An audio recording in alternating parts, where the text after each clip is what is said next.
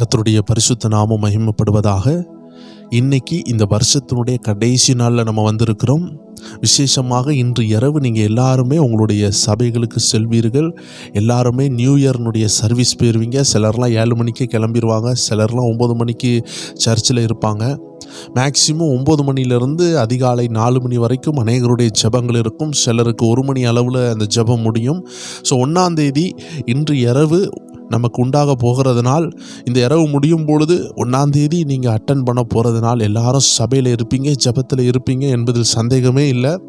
அதனால் நம்மளுடைய புதன்கிழமை நடக்கக்கூடிய ப்ரேயரை நம்ம வியாழக்கிழமை காலையில் 5 மணி அளவில் உங்களுக்காக ரிலீஸ் பண்ணப்படும்.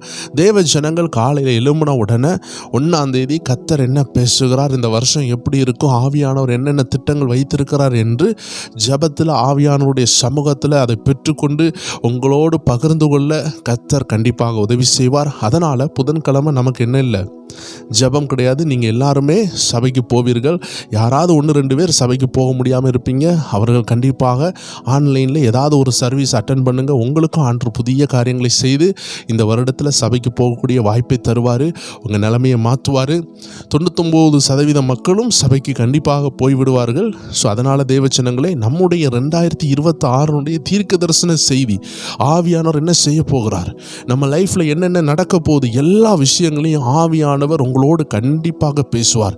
அந்த சிறப்பு செய்தி நம்முடைய 1ஆம் தேதி காலையில் 5 மணி அளவில் வெளியிடப்படும்.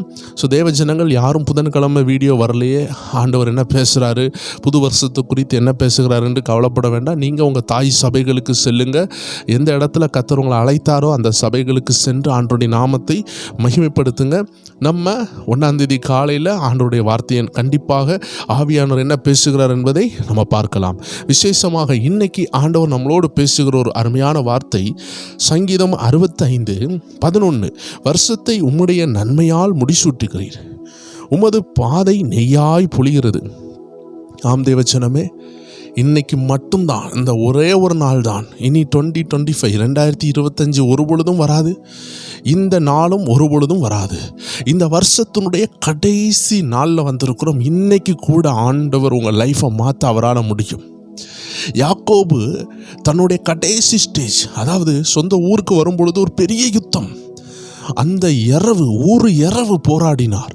அந்த ஒரு இரவு யாக்கோபனுடைய லைஃபையே மாற்றுச்சு, அவரோட பேரை மாற்றுச்சு, அவர் லைஃப் டோட்டலாக சேஞ்ச் ஆச்சு. எத்தனை பேர் விசுவாசிக்கிறீங்க இந்த இரவு உங்கள் லைஃப்பை மாற்ற கர்த்தரால முடியும்? நீங்கள் இந்த வருஷத்தின் விளிம்பில் வந்துட்டீங்க. இந்த நாள் முடிய போகிறது. இந்த 24 hours இன்னைக்கு நைட்டு முடியும் பொழுது, இந்த இரவனுடைய அந்த 11:59 முடிந்து 12வது மணி பிறக்கும் பொழுது 2026 பிறக்கும். தேவ ஜனங்களே, அந்த நேரம் நீங்கள் சபையில் ஆராதித்து கொண்டு இருக்கலாம். ஆனால் ஆவியானவர் சொல்லுகிறார், இந்த கடைசி நாளில் கர்த்தருடைய விரல், கர்த்தருடைய கரம் உங்களை தொட போகிறது. நீங்கள் ஆயத்தமாக இருந்தால் தாகம் உள்ளோர் மேல் தண்ணீரை ஊற்றுவாரா. இன்னைக்கு ஃபுல்லாக ஜெபத்தில் இருங்க, சோத்திரத்தோடு இருங்க. இந்த நாள் முடியும் பொழுது தேவ திட்டம் உங்கள் மேல் இறங்கணும். பிலிப்பை தெய்வன் தூக்கிட்டு போனது போல ஒரு இடத்துல இருந்து இன்னொரு இடத்துக்கு தூக்கிட்டு போகணும். 2025 இருந்த பெயின்ஸ், சஃபரிங், போராட்டம், பாவத்தினுடைய அடிமைத்தனம் எல்லாவற்றிலும் இருந்து பிலிப்பை தூக்கிட்டு போன ஆவியானவர் இந்த 2025 இருந்து நன்மை இருக்கிற இடத்திற்கு, ஆவியானுடைய பிரசன்னம் இருக்கிற இடத்துல ஆண்டவர் தூக்கி வைப்பார் என்பதில் சந்தேகம் இல்லை. அதான் வசனம் சொல்லுகிறது, வருஷத்தை உம்முடைய நன்மையினால் முடிசூட்டுகிறீர். இன்னைக்கு உங்கள் காது இந்த சத்தத்தை கேட்டுக்கொண்டு இருக்குதுன்னா, நீங்கள் உயிரோடு இருக்கிறீங்கன்னா, கர்த்தர் இந்த வருஷத்தை நன்மையினால் முடிசூட்டி இருக்கிறார். ஏன்னா உயிர் இல்லாதவங்களுக்கு இந்த சத்தம் கேட்காது. மரித்தவர்கள் தேவனை துதியார்கள். கர்த்தர் உங்களுக்கு ஜீவனை கொடுத்திருக்கிறார்னா நீங்கள் பாக்கியம் உள்ளவர்கள். நிறைய விஷயம் உங்களுக்கு கிடைக்காம இருந்திருக்கலாம், ஆனால் ஜீவன் இருக்குது. நீங்கள் நினச்சது எப்போனாலும் கிடைச்சிரும் தேவ ஜனமே. ஆனால் ஜீவன் போச்சுன்னா ஒரு பொழுது நீங்கள் நினச்சது கிடைக்காது. அப்போ இந்த வருஷத்தை நன்மையினால் முடிசூட்டி இருக்கிறார்னா அது உங்கள் ஜீவன் தான் சாட்சி. நீங்கள் ஜீவனோடு இருக்கிறீங்களா, கர்த்தரை நன்றி செலுத்துங்க. கர்த்தருக்கு நன்றிகளை செலுத்தி துதியுங்கள். ஏன்னா இந்த 2025 கடைசி நாளில் எத்தனையோ மக்கள் இந்த பூமியில் இல்லாமல் போன பொழுது நம்முடைய ஜீவனை கர்த்தர் கொடுத்தாரே. எத்தனை ஆக்சிடென்ட் இந்த வருஷ கடைசியில், ஏராளமான ஆக்சிடென்ட்டுங்க. எத்தனையோ உயிர் போய்விட்டது, வியாதியில் போய்விட்டது. சத்துருவானவன் பலமாக போராடி நிறைய ஜீவனை எடுத்துக்கொண்டான். ஆனால் உங்களுக்குள்ள ஜீவன் இருக்குதா?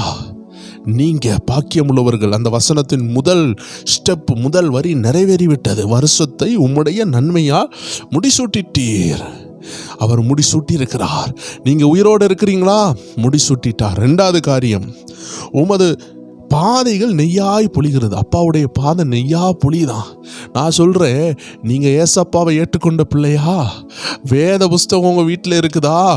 பரிசுத்தமாக வாழணும்னு நினைக்கிறீங்களா? அபிஷேகத்தில் எழுமணும்னு நினைக்கிறீங்களா? கர்த்தருக்காக பிரகாசிக்கணும்னு நினைக்கிறீங்களா? அந்த பாதை நெய்யாய் போட்டிருக்குது பார்த்தீங்களா?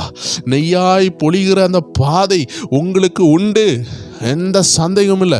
கர்த்தர் உங்களை உயிரோடு வச்சதுக்கு காரணம் உங்களை அழிப்பதற்காக அல்ல, உங்களை அவருடைய திட்டத்திற்கு கொண்டு போகிறதற்கு. சத்துரு ரொம்ப போராடினான், சில விஷயங்களை தடுத்தான், உங்களை எழும்ப விடாமல் தடுத்தான். ஆனால் கர்த்தருடைய ஆவியானவர் வருகிற நாட்களில் உங்களை எழும்ப பண்ணி உங்களை மிதித்த அந்த சத்துருவை உங்கள் காலின் கீழே கொடுத்து அவனை மிதிக்க வைத்து உங்களை அழகு பார்க்க அவர் சித்தமுள்ளவராக இருக்கிறார்.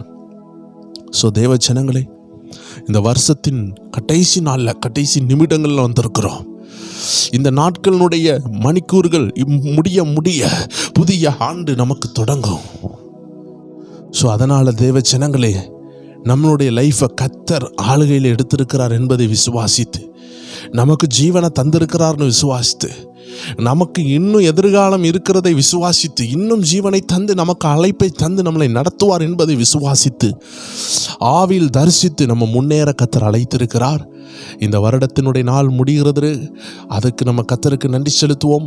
புதிய ஆண்டு தொடங்க போகிறது.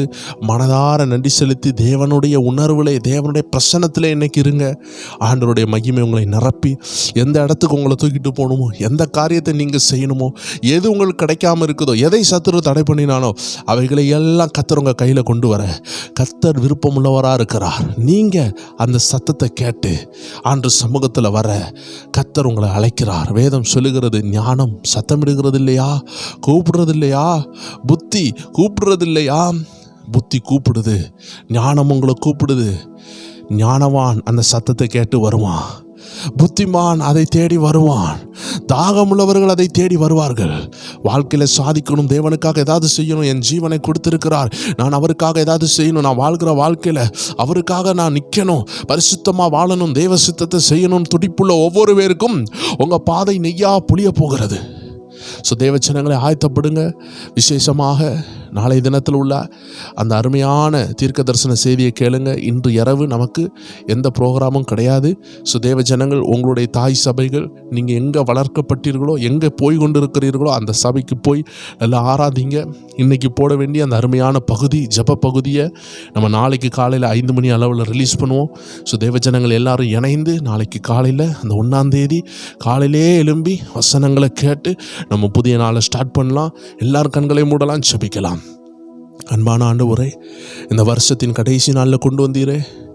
ஒரு கடை எல்லாம் பூட்டி, ஒரு கடை, ஒரு காய்கறி கடையாக இருக்கட்டும், ஒரு பலசரக்கு கடையாக இருக்கட்டும், இரவு ஆகும் பொழுது அந்த ஷட்டரை பூட்டுவாங்க.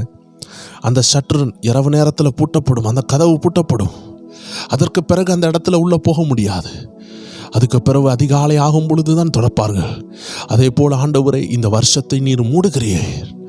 ஆனால் நீர் மூடும் பொழுது ஒன்னே ஒன்று சொல்லுகிறீர், மகனே, உன் ஜீவனை நான் உனக்கு தந்திருக்கிறேன், உன்னால் இன்னும் சாதிக்க முடியும், இன்னும் எழும்பி பிரகாசிக்க முடியும் மகளே என்று எங்களோடு பேசுகிறதற்காக நன்றி அப்பா. எங்களை விட்டு எது எடுக்கப்பட்டாலும், யோபுவை போல நாங்கள் நடுத்தருவில் நின்னாலும், எல்லாவற்றையும் திரும்பி தருகிறதற்கு எங்கள் ஜீவன் இருந்தால் போதும் ஆண்டவரே.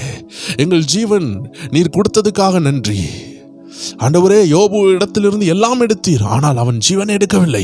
அதே போல அப்பா, இன்று நாங்கள் நிறைய இழந்திருக்கலாம், ஆனால் நீர் எங்கள் ஜீவனை விட்டு வைத்ததுக்கு காரணம், எங்களை கொண்டு திரும்பியும் நீர் பெரிய சாதனைகளை செய்ய, பெரிய காரியங்களை செய்ய, ஏதோ ஒரு திட்டத்தை நிறைவேற்ற எங்கள் ஜீவனை எங்களுக்கு போட்டு வைத்ததுக்காக நன்றி செலுத்துகிறோம் அப்பா.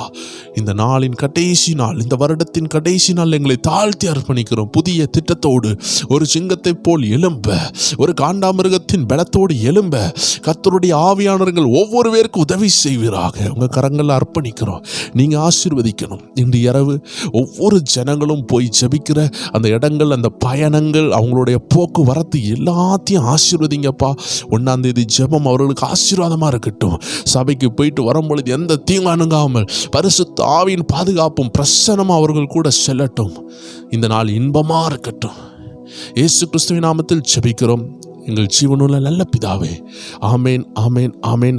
2025க்கு ஒரு டாட்டா அது நம்மளை விட்டு போகிறது. we say goodbye to 2025 and we say good morning to 2026. புதிய வருடத்திற்கு ஒரு காலை வணக்கம் தேவச்சனங்களே. நம்ம புதிய ஆண்டில் சந்திக்கலாம். இன்று இரவு நம்மளுக்கு மீட்டிங் கிடையாது. நாளைய தின காலையில் 5 மணி அளவில் நம்மளுடைய 2026 தீர்க்க தரிசன செய்தி இருக்கிறது. தேவஜனங்கள் எல்லாரும் இணைவோம், ஜெபிப்போம். கர்த்தர் உங்களை ஆசீர்வதிப்பாராக. Advance happy new year. God bless you all. Amen.